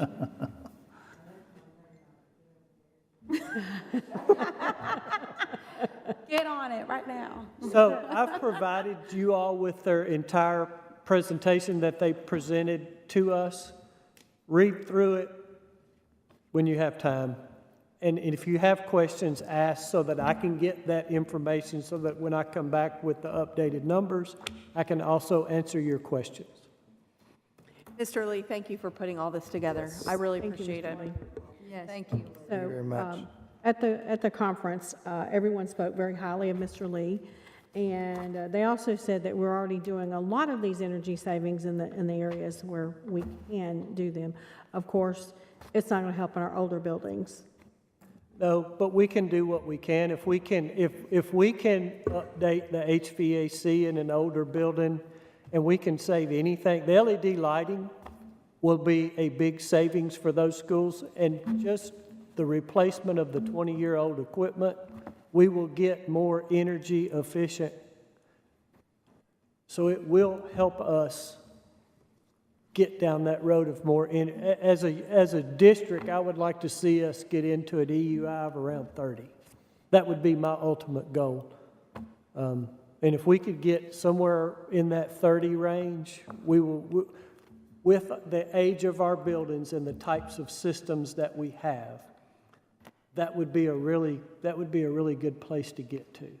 All of our new schools from Stewart's Creek forward have geothermal, and if we get those to LED along with the geothermal, we'll be getting them down, way down there. How quickly could we get updated numbers? Probably a couple of weeks. I'll tell you, one of the bad energies zappers was those ice cream carts. They talked about those several times in one of the first schools that we walked into to tour. There's at the ice cream cart. Well, I did tell you we already took care of your fryers, so the fryers are gone. We were ahead of you on that one. Thank you, Mr. Lee. Dr. Sullivan, is anything you'd like to add to that? So, without further ado, our agenda item number 6, architectural design fees. Madam Chairman, Yes. I would just like to ask that we take these two excellent motions and vote on them next week. Mr. Lee, what? I mean- I know we have time for the county commission, but every time that we push something back, it has a reaction somewhere else. So, Mr. Lee, don't want to put you on the spot. We did this on November 22nd. Well, I don't think we have. So we have budget this week. Thursday, this wouldn't be on budget because it hasn't gone to Health and Ed. It won't go, yeah. The Health and Ed's on the 29th. The fourth Tuesday after the first Monday, not the fourth Tuesday. It's the fourth Tuesday after the first Monday. I don't know why it's so. Lesson learned. So So if we did this on November 22nd, we're okay. But after that, it's not okay. We're stuck. We're We stuck. have to make a Okay. decision. We have to make a decision. So I still don't see here where we're at with the Beatty property, because the last time that we voted on it, we were at the appraisal, and that was about 45 days. Oh, hold on. I got an answer for that. Okay. Donnie Sullivan will have us the appraisal next week. Okay, perfect. And I Then said 4 to 6 weeks. And okay, he's right at the 6-week mark, so we will have it next week. okay, perfect. So I am in agreement with Ms. Braxton's to make this decision about the portables and the designs till November 22nd. Oh, sorry, Bratton, apologize for that, excuse me. Can I, Been called worse. I am so sorry, I apologized. Yes, I am. It's been a long one last thing 2 for me. days. If you have any question on 6 or 7 after we've gotten, and I will send the appraisal out to all of you also that you can ask questions. I will not be here the 22nd. So if you have a question that you would like clarified on 6, 7, or the appraisal, please reach out to me before then, because I will be MIA. We're going on vacation with you, Mr. Lee. Okay, so I need a motion. Wait a second, before we make the motion, I do ask a request with the appraisal. Can we bring other purchase prices or things that are That listed? is part of the appraisal Okay, review. perfect. There will be other prices in there of land comparables. Comparisons. Okay, comparisons, yes, Yes, thank ma'am. you. It will be as part of the report. Okay, great, You thank want a you. motion? You want to do it? Oh, you can do it. I move that we table our items 6 and 7 to our next meeting on November 22nd. November 22nd. Is there a second? Second. All in favor? Aye. Anyone opposed? Anyone wish to abstain? Motion passes to table to November 22nd. And if there's no further discussion, we're adjourned. Thank you so much. Y'all want to talk some more?